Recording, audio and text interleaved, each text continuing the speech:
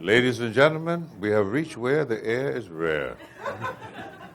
Only one Calypsonian have gotten there, way beyond the realm of anyone's dreams, where royalty reigns supreme. We have found him. We have found him unrivaled, unbridled, prestigious and pristine. And ever since he captured and conquered the Calypso regime, he has kept it in the highest esteem. Need I remind you, ladies and gentlemen, that at that point in time he was marginally 18, but he made the ladies daydream and the young girls scream. Etc., etc., etc.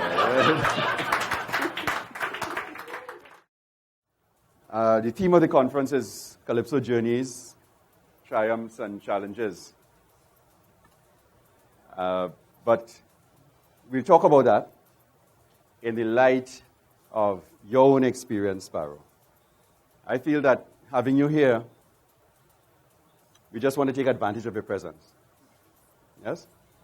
And try and get as much information from you as we can. But there are a number of gaps, I think, that we want to try and fill in tonight when looking at this theme. And the first in my mind, going back in your experience, is the question of touring within the Caribbean. We don't want to get international as yet. We just want to find out, because I believe that you started touring before 1956. Mm-hmm.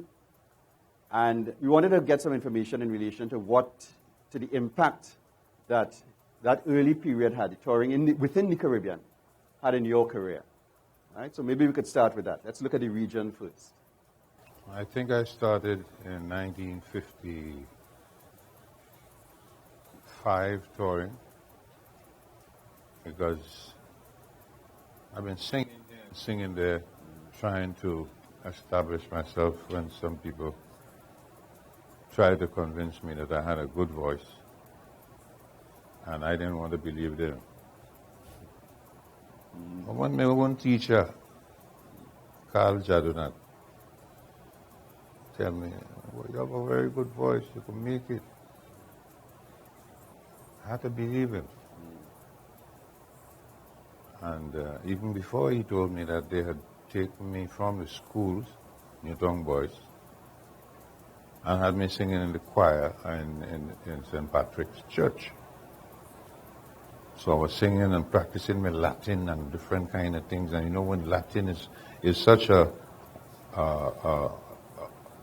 training ground, that if you can master any little piece of Latin, it trains you to not be afraid of trying any other language. So when you notice through my compositions and presentations all throughout my career, you will see that I've been using snippets of different languages, whether it's Spanish, whether it's Hindi, whether it's proper English, little Dutch, even a little piece of Chinese and Japanese, Creole, Sayonara, Patois, you know.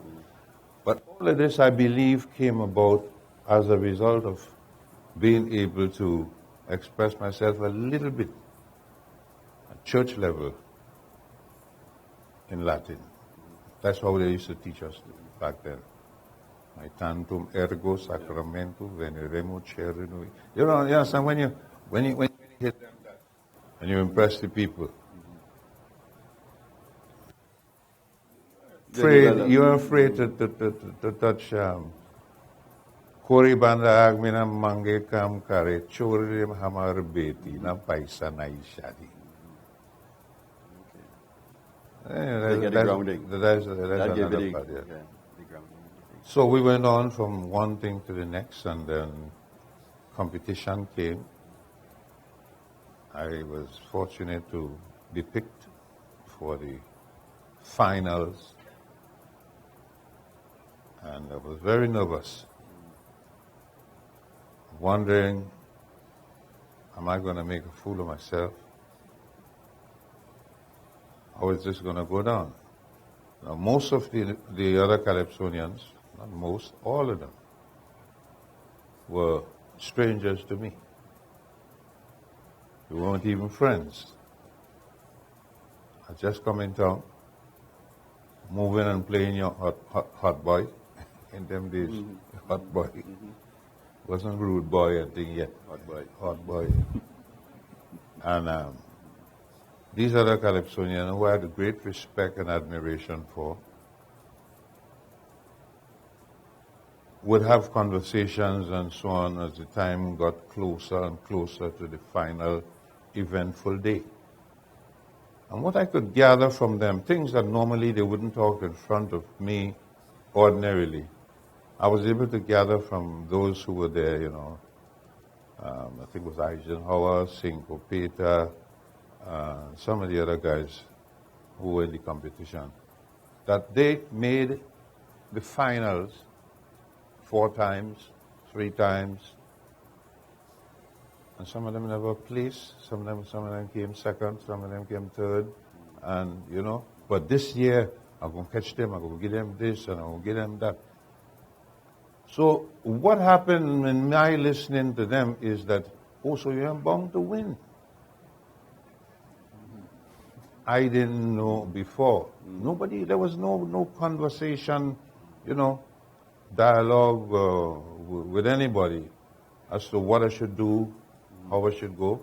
It's just that the people who selected saw me, heard me, picked me, and then I got to realize now that, you know, men can still be respected even though they had made the finals 3, 4 times and didn't win. So what is this fixation you have in your head about wanting to win so bad? That saved me. Because that is when I relaxed myself. I was able to relax and to see, just be your best, put your best foot forward, and don't worry about if you win or you don't win, because you can still be regarded in pretty high esteem, as these fellas are. And that would have been 55, 56? 56. 56. Right before P&M came in and win in September. I always mark that, you know, telling Dr. William, you was king in 1956 in September, but I was king in 56 February. Right. So, what should Doc? Little king meeting a big king, you know. Yeah.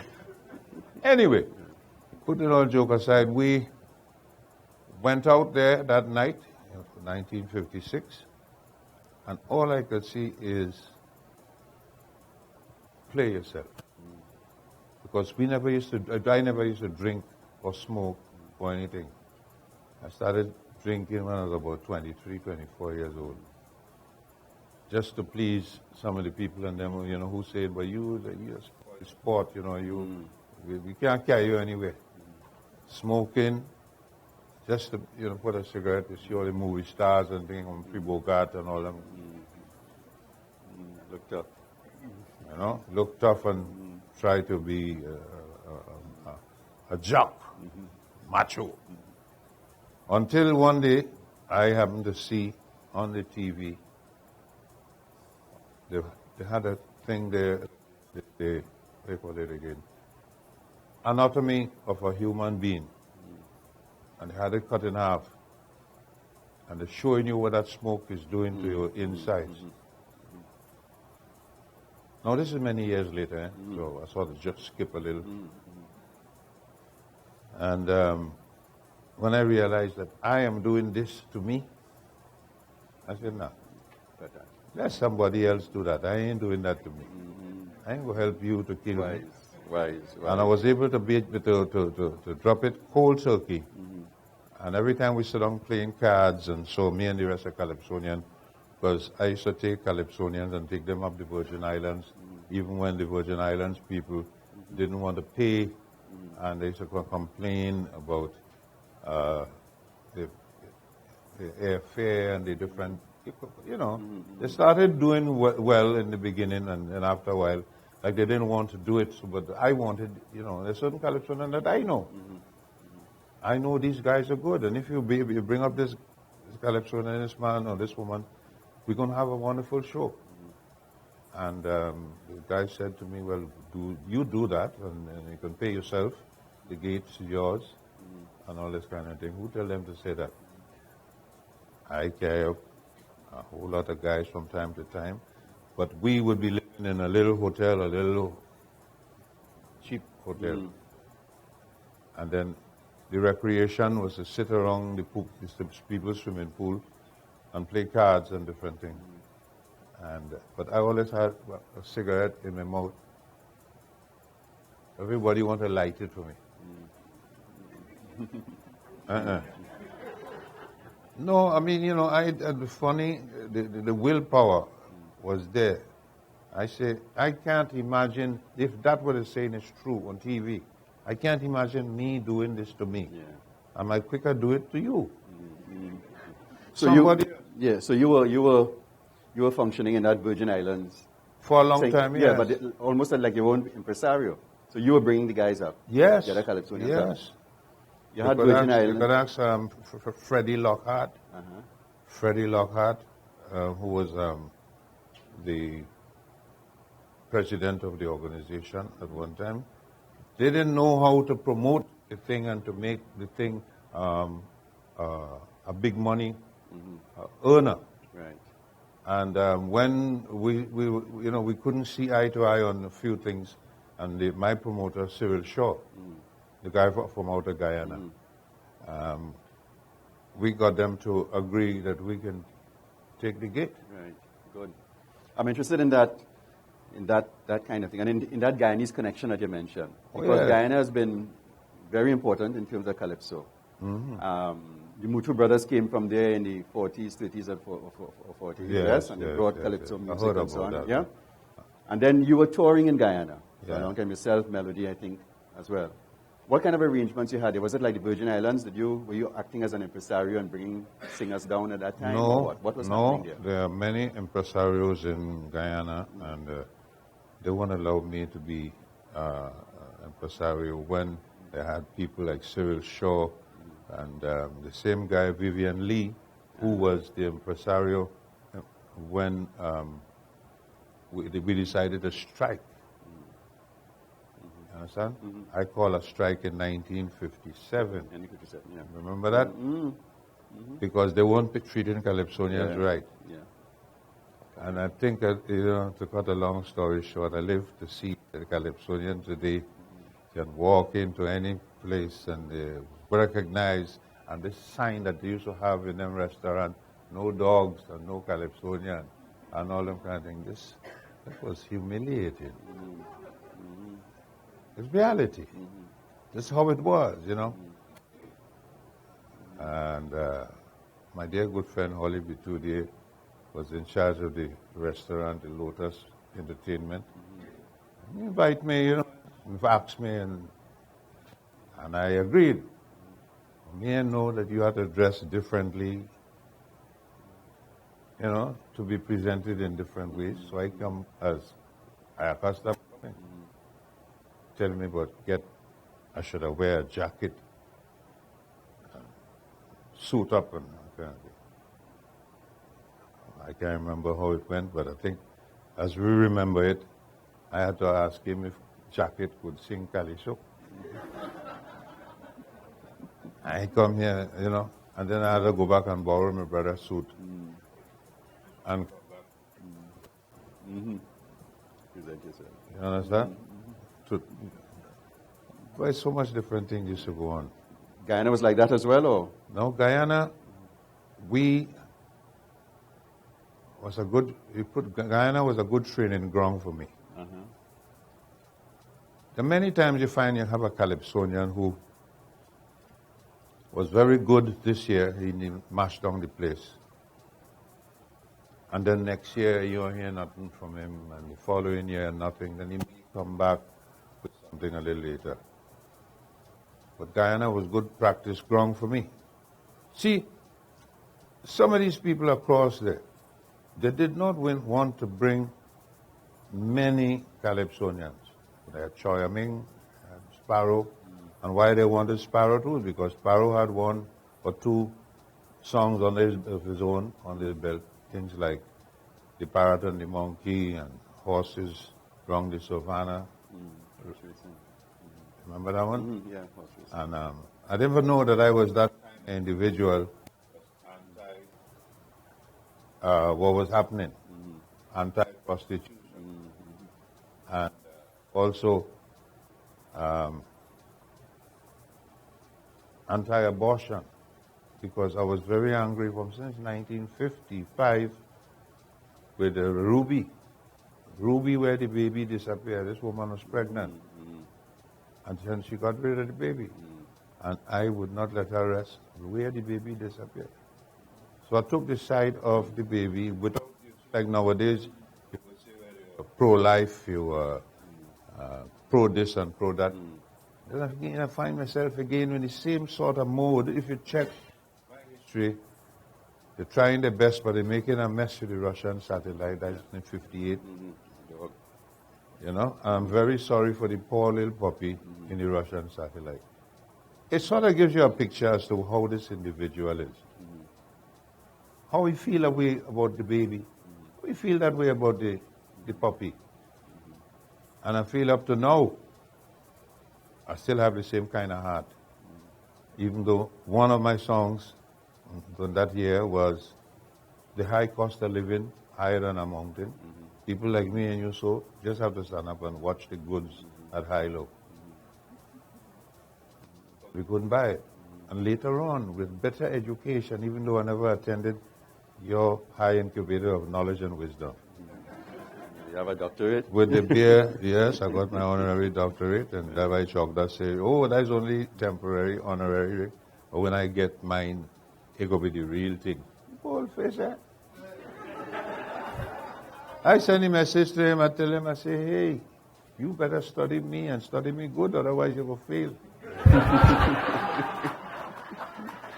They study me, the university study me. You don't worry with this attitude. But this has nothing to say where we vex or we're angry at each other. But I've thought that when he was interviewed, I mean, it's there in the papers, that he would say, well, at last, I think it is fitting that academia has finally decided to recognize the arts and things of that sort. You know, show in the class that you have, show it. But instead of that, jealousy start coming 3 years and the next years, and you understand? And once again, the man they talk about born in Grenada, oh boy. Has that been a problem? I mean, for you, in dealing with this regional thing, I mean, you've traveled throughout the Caribbean, you have links with Virgin Islands and Guyana and Jamaica later on and so on. And I think you did a lot in terms of building regionalism in the Caribbean. But there's always also been that kind of factionalism, pointing out the fact that you were born in Grenada and so on. How have you dealt with that in your own career? But that was never a problem. That was never a problem for you. So I have many times I ask people, I say, how you know I born in Grenada? You know me walking about bare pants, barefoot, all about the place. Is I will tell you. I couldn't tell my mother where to born me. My family is like this. I mean, you know how America is to the world nowadays. You wanted to get a better education. You wanted to get a good job, housing, better life. You migrate to America, especially New York. New York, man. You hear the pronunciation? New York. New York, baby. And that is how Trinidad was to the lower islands at that time. You wanted a better life, you wanted a job, because on the base, the same people who caused me to make gin and diner, who boy, life is a funny thing. They take all the women and them in town, and they control the nightlife. The American soldiers and sailors and Marines and so on. To the point where when I started to grow and my voice changed, and I started, in the beginning, you know, it was, hi, Joe. Hi, Joe. How you doing, Joe? And later on, it started, hey, Joe. That's my girl you're talking to, you know. Yeah, don't be talking to me. You're talking too long. So we like the Yankees, and we used to call every one of them Joe. But at that same time, Joe controlling everything. And sometimes Joe, the same Joe, did some wonderful things for the women. He got married to them, took them to the States, brought them up, make sure that even though he gone on maneuvers, that they get money, they get rent, they get everything. We, the younger fellas, we couldn't afford it. We couldn't compete with the Yankees. You understand?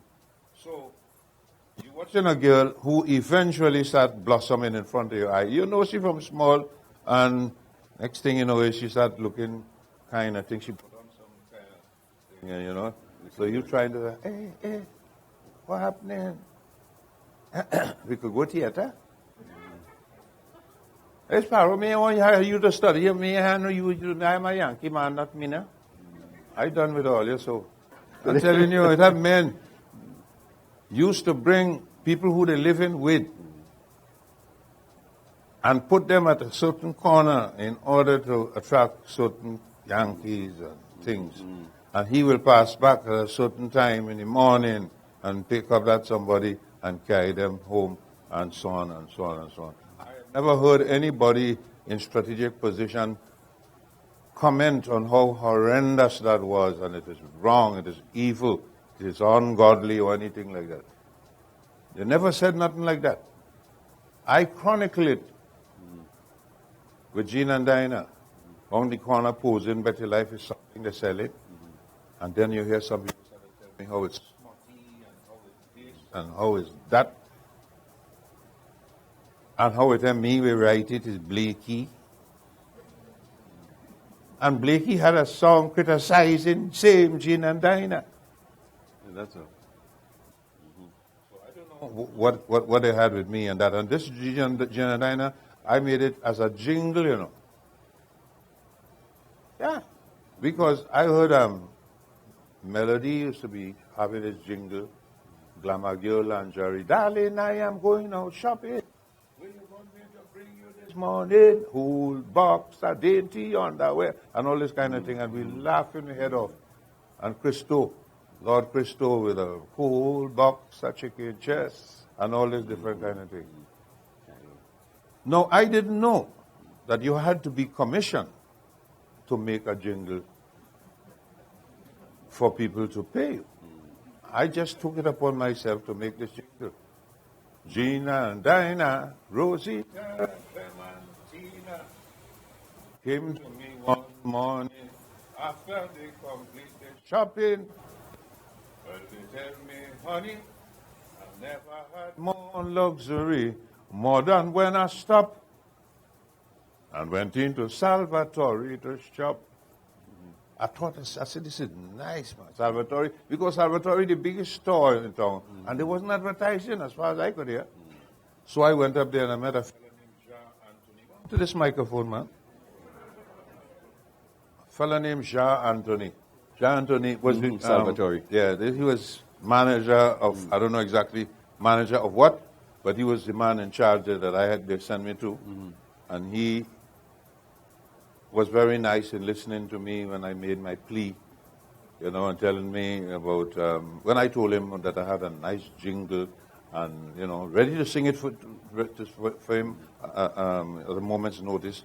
And he listened to it and then he said, well, thank you, it's nice, very nice, you know, but come back next week. And come back next week. But he didn't know that the man he telling come back next week. That's all I had to do. I dreaming about that. Come back next week. And me, not come back next week. I mean, this is like, I can't, how I could not come back next week? What else I could do? When I went back next week and next week and next week, until he finally decided, he took me to the cashier and told the cashier to give me $2. In them days, the $2, I think, was blue. Give me $2. In other words, thank you very much, but no thanks. And this is, with me now, a nice melody and a nice set of characters, because why did Gene and Dinah, Rosita, Clementina? Because I was trying to find the female side of Tom, Dick, and Harry. There was never a female side. It was always the male. Tom, Dick, and Harry. So I, trying to think up something to be just balance the thing and to be creative. The Gina and Dinah. So I said, well, I'll put 4. Gina and Dinah, Rosita and Clementina, Tom, Dick, Harry, they stop there. So the women have 4. And we went on and incidentally, around that same time, Dr. Eric Williams was able to get the Americans to see that, or get the people of the country to know that there wasn't a proper agreement or arrangement for the Americans to be occupying the lands down in Chaguaramas. So rather than fight Trinidad, which they know they could beat Trinidad, but can't beat we in football, but you know, they know they could beat we otherwise. But they rather not fight us. And because Eric Williams was a brilliant mind, and they know it, and they know where he's coming from. So they decide that they're going to leave. Because again, Trinidad was not as strategically important at that point in time as it was before. So they got Trinidad when they wanted it, and now that they had to put up some kind of fight, whether, legally or otherwise, they decided not to fight. So they just surrendered and they're gone. And they leave all the girls and them behind. That is when you attack. And you see me smiling from here to here. When the Yankee was in full swing, imagine how Sparrow was suffering. Mavis tell me straight to my face, she find her too fast and out of place. No, she gonna start to fret. Money or not, poor Sparrow can't get. Because with the Yankees, they had it cool. All your Calypsonian, too hard to fool. Oh, bomb! And after that, well, one thing led to the next. Then is when I get to realize now that I should put down my foot or say something in certain circles because, the circles that I was able to get into because of my winning in 56. I wasn't able to get into them before. And what we got was, I think, was $40 and a cup from Angostura. That's your prize. You understand? So when I look at that and see all that we had to go through, and I told you before, Guyana was a training ground for me. The reason why it was a training ground was because when we go to Guyana, we would sing almost every night for about 3 months. Whereas as a young Calypsonian, you're singing in the Calypso tent here, maybe twice for the week. In my case, like 3 times, maybe 4 times, because the people like the song and that kind of thing. Next thing is, when I came back from Guyana, with all the practice that I was able to practice, singing virtually every night with Jack Mello, that's his name, Jack Mello. We had a drum set on a bicycle, and he going up the road from village to village. Sam Chase, another comedian, those were the 2. I remember telling people that there was always a twosome in this thing when Harry Belafonte took Melody away from me by giving Melody preference and that kind of thing. Because Lord Invader, you remember? Yeah. He got a lot of money from the rum and Coca-Cola. So when Belafonte sing my song, Gina and Dinah, and he sing Melody song, Mama Look a Boo Boo,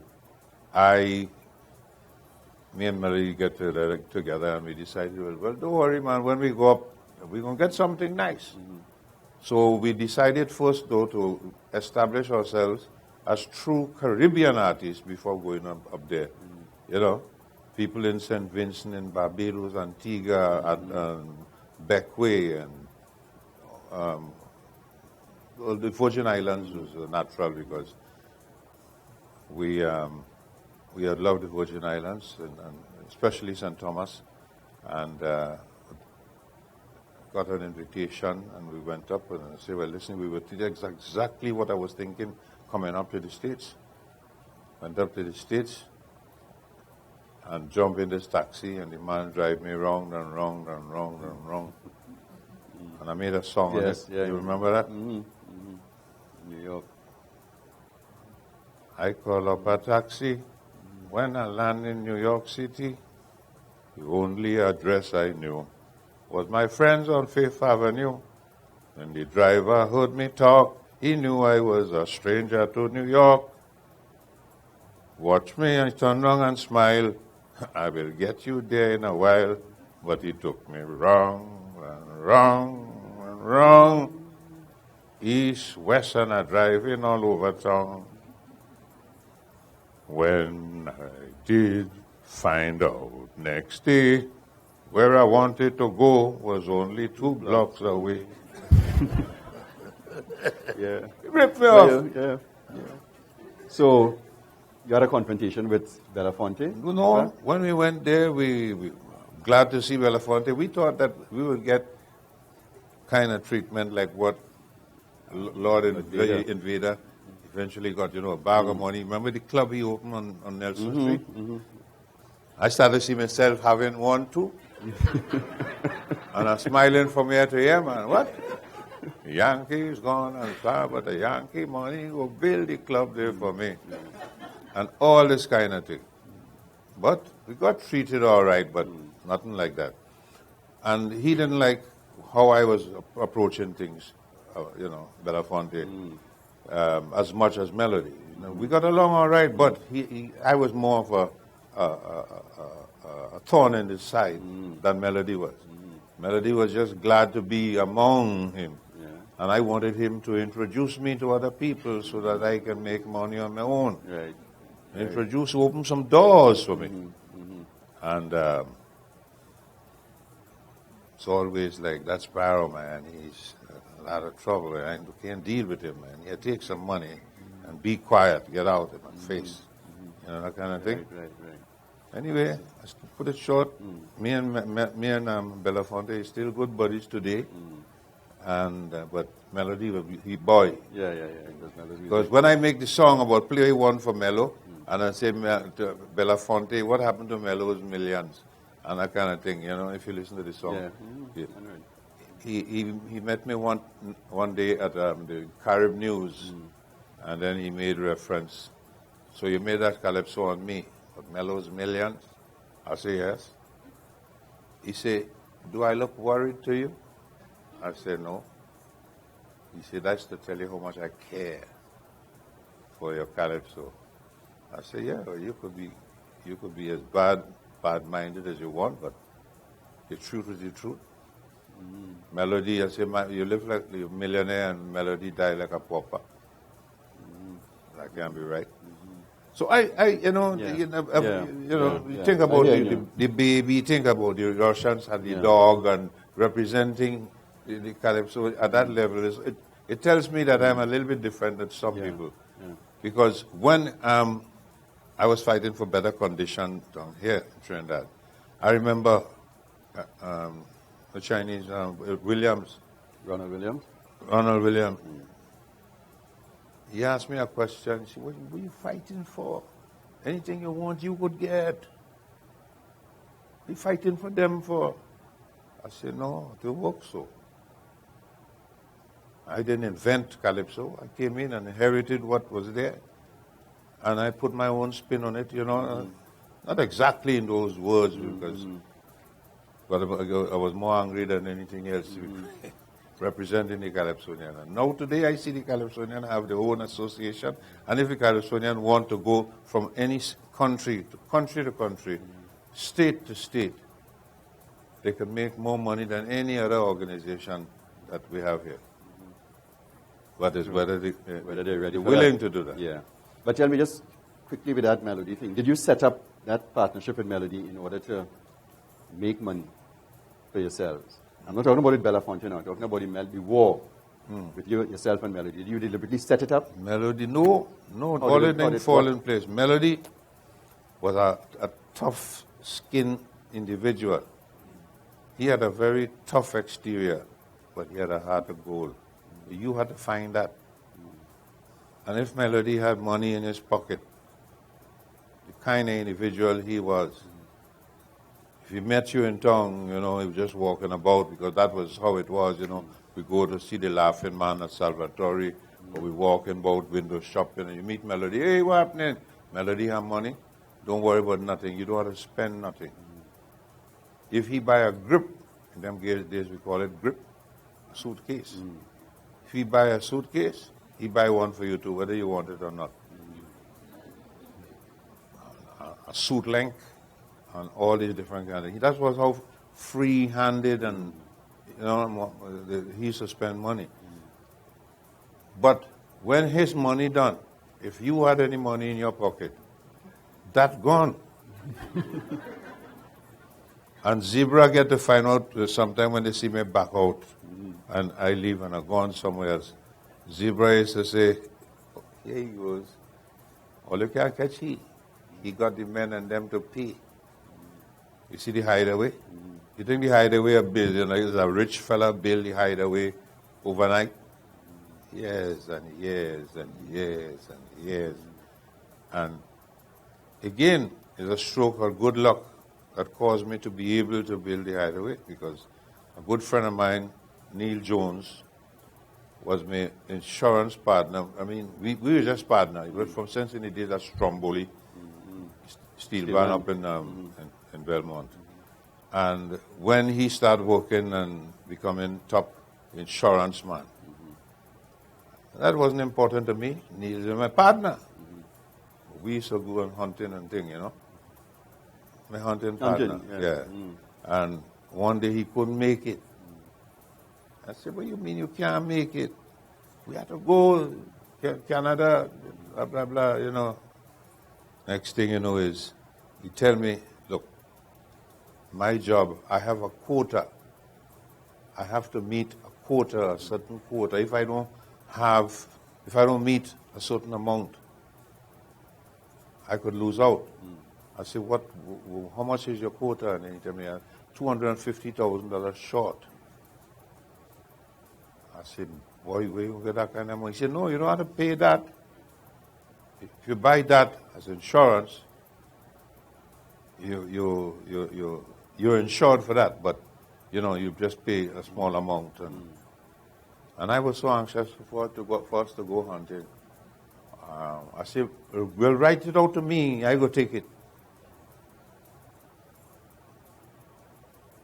As fate will have it, I was able to pay the premiums as they went on for years, because Mighty Sparrow in town and blah, blah, blah, and they have a new boy on the block and blah, blah, So when it came necessary now for me to do some real financing, I went to the bank, and the bank man listened to me good and told me, well, I think I understand where you're coming from, because I wanted a loan to help finish things now. And he said, but I can't help you.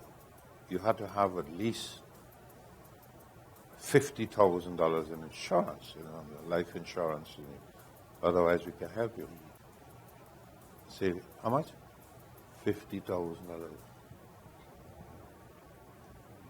When I started to pull out insurance things, he bawled like a cat. And I didn't know at the time that this is a good thing to do. And I didn't plan, I'll do that so that I'll reap some benefits later. So, like I keep telling you, there must be somebody out there who keep guiding me, I never call him Uncle God yet. He's not my stepfather. Every time I pray to him, it's Papa God. He's been watching over me all the years. But you've always had that business acumen, you've been involved, yeah. Well, again, it's not because, yes, the business acumen was there, but it wasn't because I was so educated, so intelligent to know all what to do, but there was so much need. You want to have something, Calypsonians in them days, some people can attest to it, was always living in some back room somewhere in the back of the river by that big stone, the silk cotton tree. When you reach, whistle. And if I ain't there, leave it in the parlor. And all this kind of thing. That is how the whole thing used to go. And then I decided I ain't going that way. And You set up your own recording company? oh, I used to record with Christopher. And later on, in '62, came up with my own recording company when we recorded The Slave. The Slave came as a result of utter frustration. Is this all there is? You know, you're out of school, you make a hit in '56, and people talk to you and about you, and you're all right, you know, you're not so bad after all. You still can't get nowhere. So I started to focus on what was being done to me and the likes of me as a people. That's why I started it just like that. I'm a slave from a land so far. I was caught and I was brought here from Africa. Ooh, ooh, ooh, ooh, ooh. And what Alex Haley took for 14 episodes to tell you,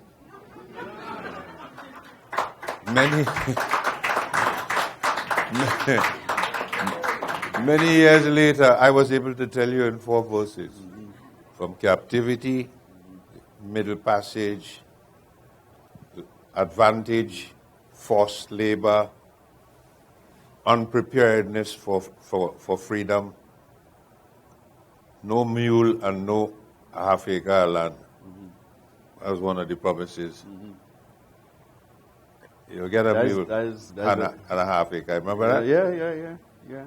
And I was able to show you that not only that, I had no education, no particular ambition. This I cannot conceal. Forgot my native culture. I lived like a vulture from the white man. I had to steal because he make me work. So I work. Good Lord, no pay. I toil, so hard each day. I'm dying. I'm crying. Capture the mood, you know. Yeah. Oh. Real blues. Real blues. It's real blues.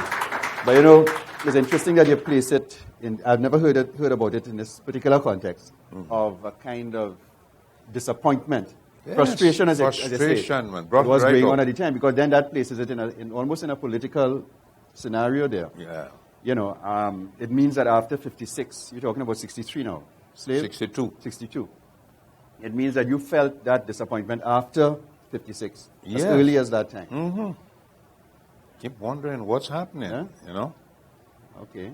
So and then we could track that to that disappointment to get the hell out of here in 65, was it? Well, that went into the get the hell out of here that because I got involved, more and more involved in the politics, you know. We were always glad to have someone like Dr. Eric Williams. Actually, most of us didn't know exactly what we wanted, but when we got to see him, to meet him, and to hear him speak, he just captured everybody. Me, for one. You know, the way he spoke. When I ask questions and they tell me how intellectual he is, how brilliant he is, and yet I find I can sit and listen to the man without feeling as though he was condescendingly speaking to me, as though he was, so high in the upper crust. Maybe he was. But he had a way of speaking to you. Ladies and gentlemen, the people of Trinidad and Tobago here, I am... I could relate to that. So when it comes to falling in love with him and his party, it was a natural thing. Praise little Eric, rejoice and be glad. We have a better future here in Trinidad. PNM, it ain't had nobody like them. Because we have a champion leader, William the Conqueror.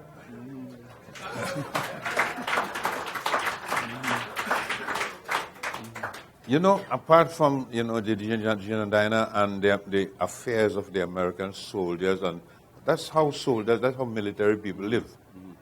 You know, that is what caused some problems, I think, is in somewhere in the Middle East. We had to find what was I telling you about? I want you to connect what you're saying there with the. Oh yes, what I was talking about is with the Americans leaving. I made another calypso, you know, which never made a big hit, but it had the facts in it, right? Which one? That's the Shagaramas. The bass, the Shagaramas bass. Shagaramas bass, yeah. Long, long ago, we didn't even know, not even a tip. Nobody said Shagaramas was exchanged for a few old battleships. So when we asked the Yankees to move, nobody really cares. They refuse to go. They say the place is there for till 99 years. But when we ask the chief minister, he said, no, it isn't even registered. It is seal, no stamp. Somebody is a big, big scamp. If they go remain, let it take the Caroni swamp. Yeah.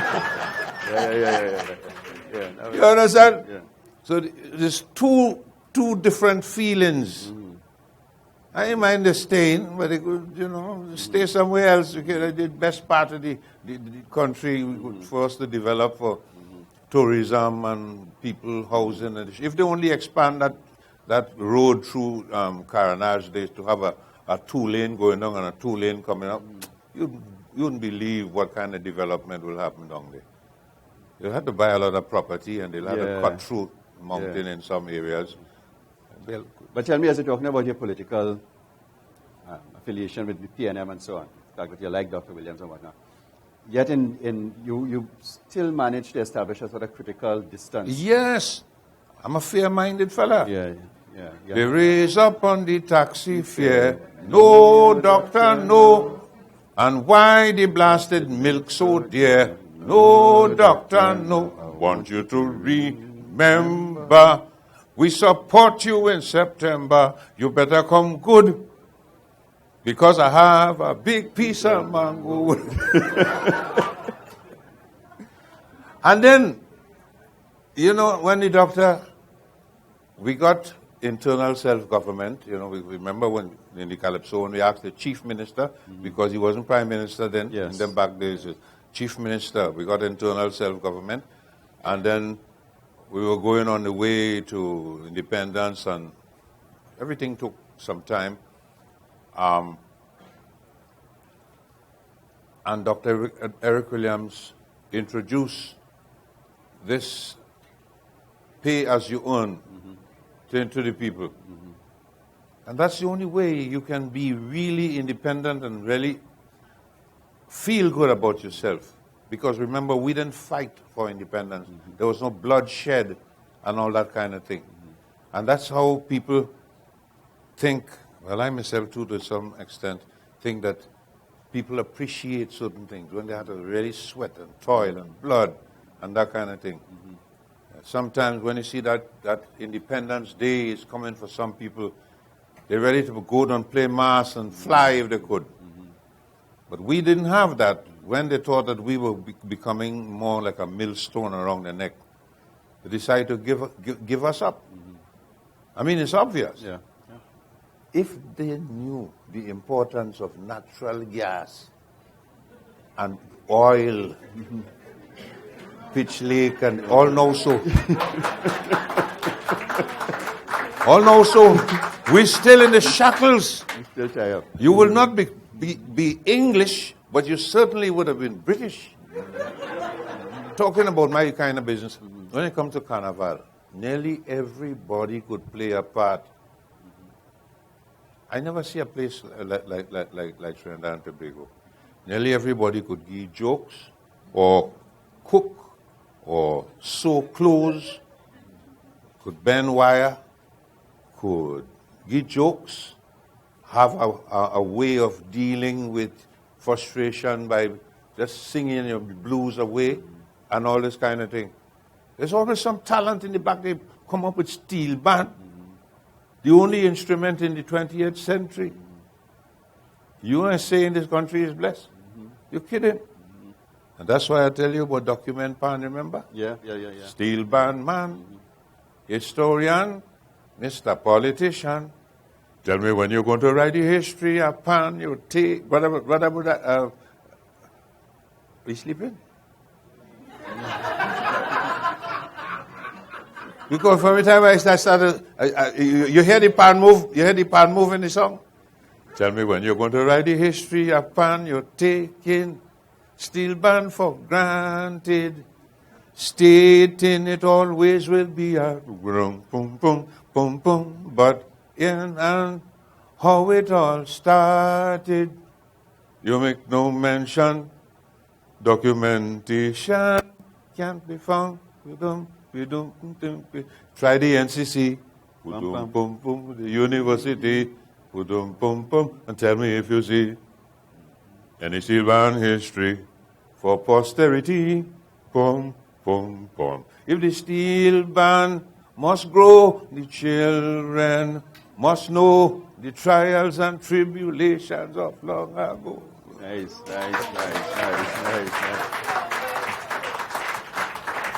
Nobody, I don't think, there are few persons in any field who've studied Trinidad like you.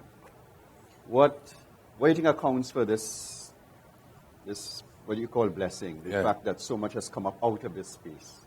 What do you think accounts for that? Well, in this world, things happen. And you have to think about the multiculturalism, for want of a better word, that we were able to grow up in. And as a result of that, you find that Trinidad was able to develop its music much faster than some of the other islands who didn't have as many distractions and, different people. Because the Portuguese would have made their contribution, and then we had a lot of Indian people from India, Pakistan, and all these different places who came as indentured laborers and that kind of thing. They made their contribution. The African man came, and I don't know what part of Africa you come from, but there's always a little thing like high life and the different kind of thing, and very rhythmic. And next thing you know is you have a piece of Spanish in here with a piece of French and a piece of Dutch. You crossed over to the diaspora now, talking about it. It's interesting when you say, just now you said we in New York. So you really see yourself as having two homes, as a diasporic person in a way. Two homes? I have one home, really.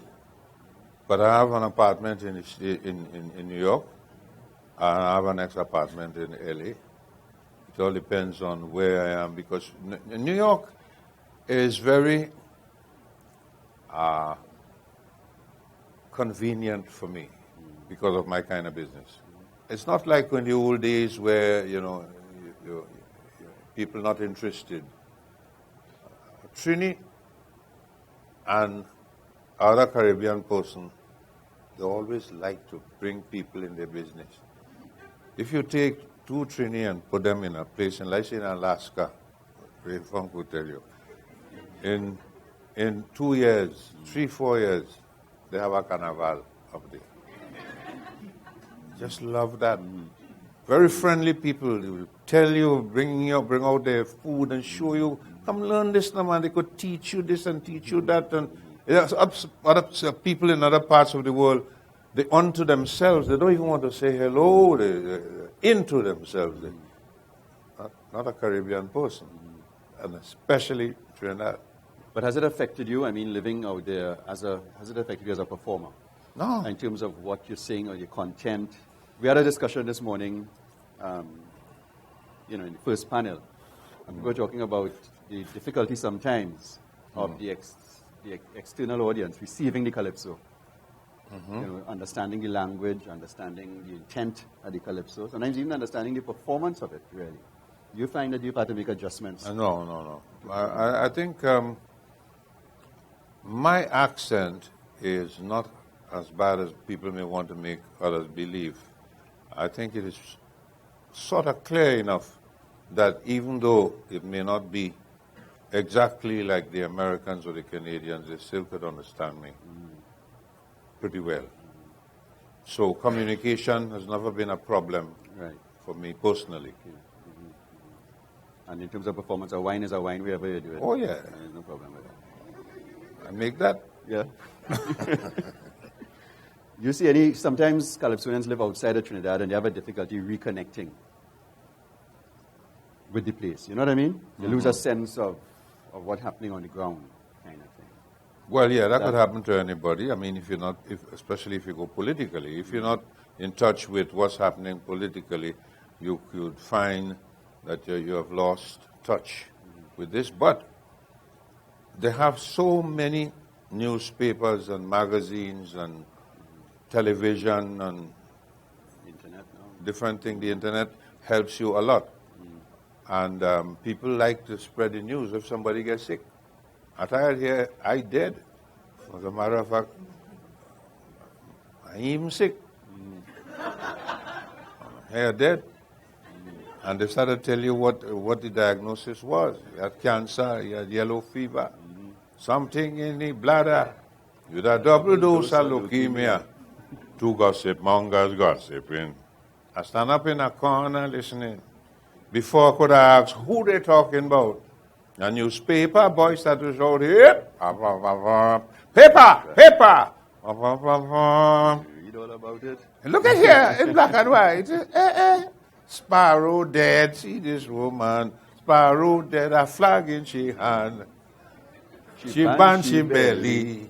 And she telling everybody, Sparrow dead. And they ask, who killed the sparrow? Nobody knows.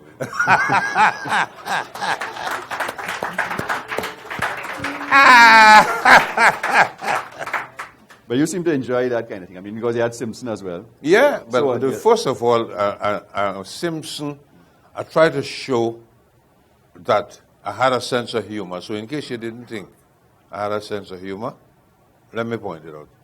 It had to say I have a sense of humor, but I don't like the latest rumor. People all about having to say how Sparrow kicked out. He was in some kind of collision. Poor soul, and he dead and gone. Amen. Every now and then, somebody ringing up until they get the news. They don't intend to stop. Guess who? Pum, pum, pum, pum, pum, pum. Yes, I knew Sparrow, a very nice fellow. Whenever we met, we always said hello. Guess who? Pum, pum, pum, pum, pum. It was Simpson, the funeral agency. But you see, and then after a while, another rumor again. As a matter of fact, I heard another rumor similar to the same kind of rumor some months ago.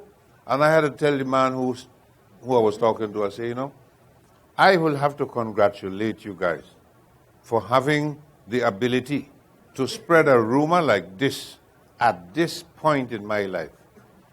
I'm all over the place. I have many telephones registered in my name. I have a name that is only a mother could like.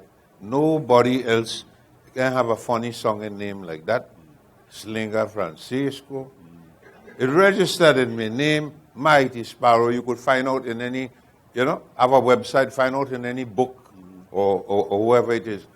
And you still could spread a rumor to have people believing that Sparrow dead.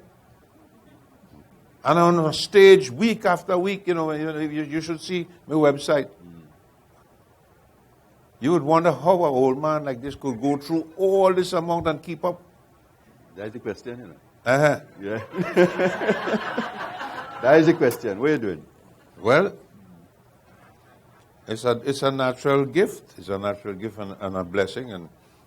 And once you, let me tell you something. If you're doing something, I don't care how much the money is, and you don't like what you're doing, the job, you could be in a problem, later on. After a while, you just get fed up. You don't want to get up. Your wife had to tell you, "Come, if you ain't go to work, you ain't going to get paid. Your children won't be able to get this and that." So as a result of earning, your earning capacity, you may force yourself to get up and do what you're supposed to do anyhow. But in my case, what I'm doing, I would do that for free. And some of them people who give me jobs and things and tell me, go ahead and make sure, and you have to sing for a whole hour, it's a whole hour. And I laughing. What is that hour for me? For me? Kidding? Look, I was at 51 degrees up there that night. And just with tracks, I hit them over an hour. So you don't have to force yourself to get up. Will he still alive? Well, I would imagine so. Okay. Once we settle that. I don't. Because we're also interested in how you've dealt with aging. I mean, the fact that you're 70 now, your voice sounding like 30, 40, still pure. So old? Oh God. Take off a year or two. Three!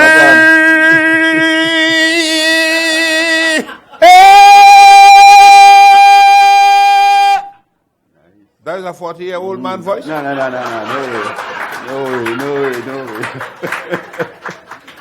way. But it's interesting, how you've dealt with it, because you've moved into gospel-ipso. Yes. That's one of the things, in the more recent things. You have really been living off the wealth of the products that you have created. Yes. I mean, the Millennium series and so on. And the more recent calypsos have really faced up to the fact of aging. You've dealt with it as an issue. Of course I've dealt, yes. As an issue. But when it comes to the gospel ipsos you mentioned, one of the gospel ipsos is, I usually make a little joke before I sing it, and I tell people why I think that this joke is significant and meaningful in this respect. I told them that I was home, minding my own business, then the telephone ring.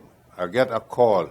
I don't know exactly from who, but the voice sounded like somebody I knew, and it said, boy, hurry up now, man. Why are you taking so long? Come now and let we play with mass, and we ought to bring out the band. And then all of a sudden, like somebody else, take the phone, like you could tell somebody, take the phone from that somebody, and I hear, "Buddy, what happening, partner?" I know that is Melody voice. He said, "Let me tell you something. Don't listen to that fella. Whatever he tell you, don't worry to come down here. This damn place too hot." So I made a song. I know deep in my heart I'm going on up, riding in a golden chariot. Trumpets sung in the alarm, and angels with a heavenly charm to welcome me on through the pearly gates. As we meet and as we greet, there's joyfulness throughout the street, because in Jesus' name we start to celebrate. So you just tell St. Peter, I'll be there. I said to tell St. Peter, I'll be there, with all my sins forgiven and all my friends up there in heaven, except two.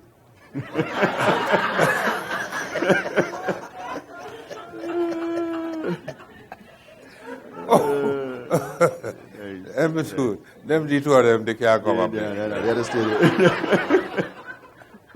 I might have to beg the Archangel Gabriel to forgive them. You know? But some of the best moments in Calypso came out of that You speak on words, eh? Well, yes, You me and know, Melody, and Melody used to do our thing, and we used to really have it, you know. There was always a twosome at some point in time.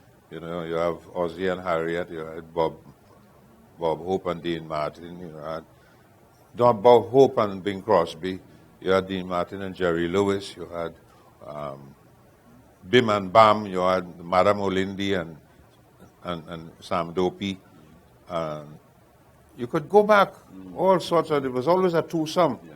So when Harry Belafonte sort of treated Melody even better than me, Melody decided to stay, and I find myself sort of alone. But I was always following the career of Kitchener. When I say following the career, listening to his songs, and you could tell as one who, as a writer yourself, you know that this man is full of talent. He's still, there's no fading out. He's not getting weak. So when I got the opportunity, having lost Melody to Belafonte, I went up to England, and I went to the company that Kitchener used to record for. Melodisc. A fellow named Emile Chalet. He was the boss. And there was another guy who was his right-hand man, a fellow named Ziggy Jackson. I can't forget that name because I ain't accustomed to them kind of names. Ziggy Jackson. But I thought that was a nickname, you know, a fatigue kind of thing. Ziggy Jackson. And then they told me where Kitchener was in Manchester, and I went up there, and it took me a whole week and a half or so to convince him to come back, because people in Trinidad want you, you know. What he was doing at that time? He was playing bass. He was a musician, as always a musician. But he playing the bass, and he was good for his money and things. And when he saw me, and we introduced and things, so he tell me, so you is the young champion they talking about? I say, yes. He say, you don't look like all of that to me. I say, kids, looks is deceiving. And we got along good, and we went one place to the next, and he had many different places that he will take me, and we enjoyed each other's company until it's time for me to come back. But I thought that he was not going to come back, because he didn't finally agree that yes, I'm definitely coming. Sort of left me on the periphery there, wondering. And eventually he decided to come back. And Sil Taylor, promoter down here, we sent a ticket. And I don't know if he got the ticket in time or whatever we did, but he did come back. And when he came back now, I knew he was coming back, and I went to the airport to meet him, figuring, well, you know, I could be the man to meet him and greet, you know, tell everybody this is Kitch. Boy, you could see the amount of Sparrow haters they had out there. They hold on to Kitchener jacket like the Pied Piper, so help me God. And the amount of things that they sat to talk about, and all Kitchener could do is to promise them a better season or whatever it is. And in the meanwhile, he had a contract with me and Sil Taylor to sing at the OYB. And after a while, based on all that was said and put in his head, he decided that he's not going to sing with OYB. He wanted to sing in another venue. And night after night, I watching him outside, you know where the Young Brigade was across there? I'm watching him across the street with his guitar going boom, boom, boom, boom, boom, boom, boom, boom, boom, boom, boom, boom, boom, boom, as though he waiting for the audience to say, we want Kitch, or something like that, you know. But the people there, they know him. Yes, he's a very great Calypsonian, and they see his name on the banner and so on, but they didn't know him to, you know, that way to shout out for him. But I realized what was happening. And the contract was with me and Sil, and I see this man getting fed up and going back to England and not coming back. So I tell Sil, before we lose him completely, better we show up this contract. So we cut up the contract and tell him, you no longer have a contract with us. Papa. Other people came in the picture, and they take about 90% of my singers in the Young Brigade, and they form a review. I had to go out and find people like composer, and Crystal stuck with me, and Duke, and a lot of other guys, young but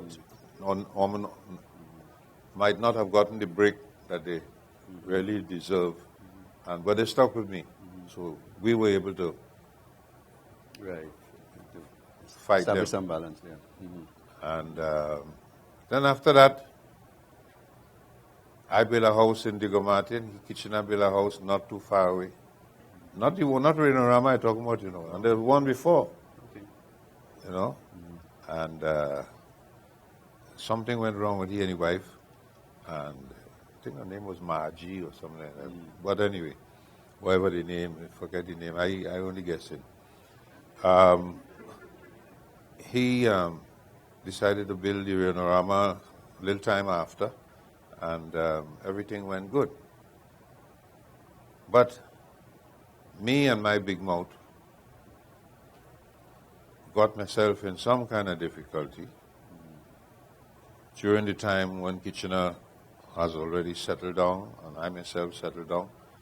But I singing political calypso, and one of them got me in some trouble. If you happen to see and know when politics going wrong, with facts and figures prepared to show, it's better to bite your tongue. To them political boss, who the people trust and get double cross, you're an obstacle to be removed at any cost. A social conscience is really very dangerous to your health. The awesome strength of the powers that be most certainly will be felt. To tell them that their priorities and performance is under par, it's poetic to hear them describe to you who you are. First they call you a megalomaniac, a power seeker, a crazy or a crack, troublemaker. And if you tell them that the economy is no longer in full bloom, then you become a prophet of doom and doom, something like that. That was a masterpiece. Masterpiece. Yeah, but what happened? Somewhere along the line, I got word that as a result of that calypso is why I was audited. The man from the tax office come and audit me. And when they audit you, they don't have to prove nothing. They've been watching you, and they're going to shut your mouth or make you, unless you could prove that you had this and this happened and that and the other. So I got audited, and some people in the same tax office found this was kind of unfair. You audit one and you do the other one nothing. So I had some land up in Arima, which I had to sell. George Joseph buy a piece, and had another piece in Toko, and I got the money to pay them. Since then, I've been keeping auditor, editor, a bank accountant, all that it takes to prevent them from doing what they did before. But you've won the Monarch, 8 times or so? About 8 to 9 times. And I think then the King of Kings. And the Road March. And the King of Kings, of course, yeah. And the Road March. Won that twice. You're on the Bucks. King and King twice. And the Bucks and the Road March another 8 times or so. Yeah. Which competition you feel is more important to you as a calypsonian, really? Me Which personally, do you value more? Yeah. I would value the Monarch, the National Monarch, because the there's a lot of noise. There's too much noise going on on the road. It's the first time I hear such melodic-less calypso. Everything sung like the same, until I had to tell a fellow one day, I said, if I was a judge, I'd have take the first 10 of them and tie them for first. Next 10, next 15 is second. Everybody's singing alike. What are you going to do? I can't differentiate. It's very rare you hear somebody come, every once in a while you hear, like for instance, like Marshall might have something. At one time you saw the big truck hunting. Well, that was unique in that it came out at a time that people were hardly doing that. You're hearing the big truck and that kind of thing. And it created a lot of nice feelings for me. Then later on, everything else sung and alike as far as I'm concerned. I can't remember what was the road march of last year and the year before and all that kind of thing. And there's a girl who sings very good, a girl named Destra. She has a very, very good personality and voice, and she is like the female Marshall. You know, both of them, two of the youngest one, apart from the next king, which of course, mainstay king, is David Rudder. But he up there just like me, and, you know, hustling from here to there. What do you think is the future? When you look at it now with that, you think we're just in a slump. What do you think will come out of it? Are there new ingredients coming in, maybe from the diaspora, maybe from in the society itself, that you feel might be able to move the art form forward in any way? Well, it's a matter of money, you know. Money is what moving everything nowadays. But nowadays there are people who can tell you what will win the road march next year and the year before and this year too. They don't play yet, but they know what's happening. Yeah. But if we allow that sort of thing to happen, we can't blame nobody. We have to blame itself if we, you know. You've listened to the chutney at all? Yeah. What is anything happening there of interest? Well, yeah, Ricky Jai and the same boy who got sick. Adesh? Yes. Yeah. They're very good. And you know, they're afraid of nobody. They're very, very good.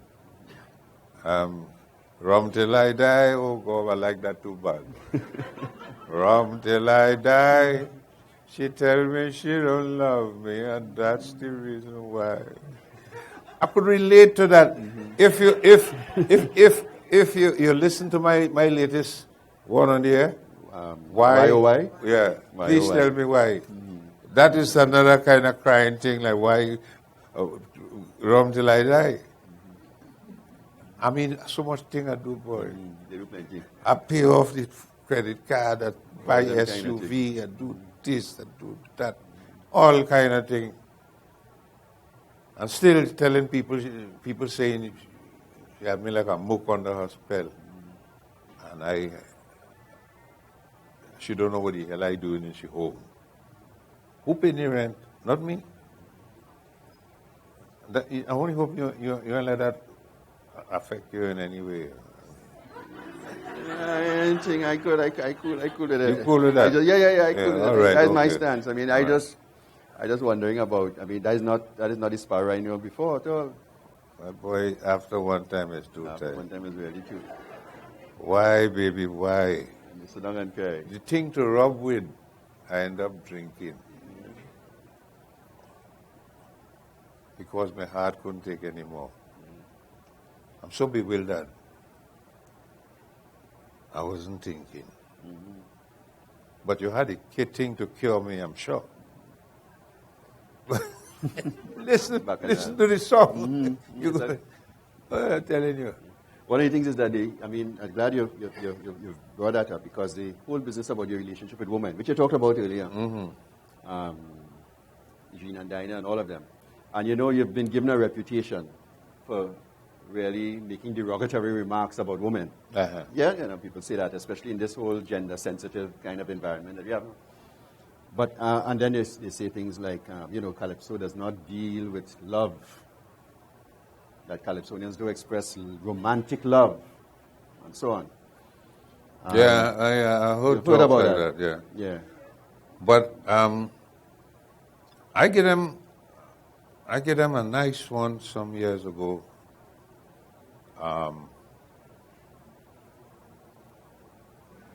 All through your life, you were treating your wife, and yet you expect her to love and obey. Don't be a fool. Brother, please take it cool. Otherwise, she go leave you and run away. Beating up the woman every minute of the day, just because you're she man. You better learn to learn a little tenderness, kiss and caress is the plan. What you got to do? Treat she nice. I tell you, treat she nice. When you do, that's the time she gonna love you. Right? I think people take anything. I thought I will. All right, so you say a thing about Roma. They should hold Piggy Head Eileen and then hold Marabunta Jean and all them kind of things. Right. But these are characters. If you was a police, you'd hold them too, even without my advice. Picking pocket and thing all over the tongue and all them kind of thing. I mean, they're doing as if, well, you know, it's a bunch of sanctified, sanctimonious, holier than thou people that I was talking about. I sing about who was deserving of that sort of mention in the same kind of way that you will, you know, you talk. I ain't talking about Mother Teresa. They sing about a nice Teresa too, you know. Oh, yes. Teresa. Teresa take me dollar to be here. You have make much money. Money change, you know. It's $1. Well, that make that argument with me and Teresa. And she even cussed me in Spanish too. Yeah. Say about what? How we go again? Teresa, I love you, and I'm always thinking of you. Yo te quiero mucho. That's right. I really can't wait till tomorrow. You're worse than a dog, Teresa. Yeah. Girl, you break my heart.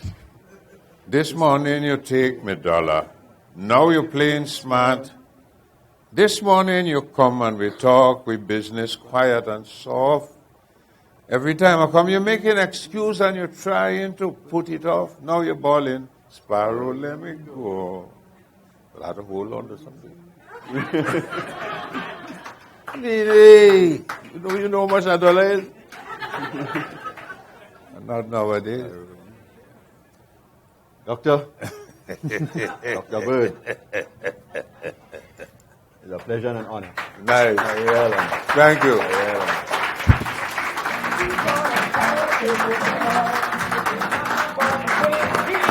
Thank you very much, man.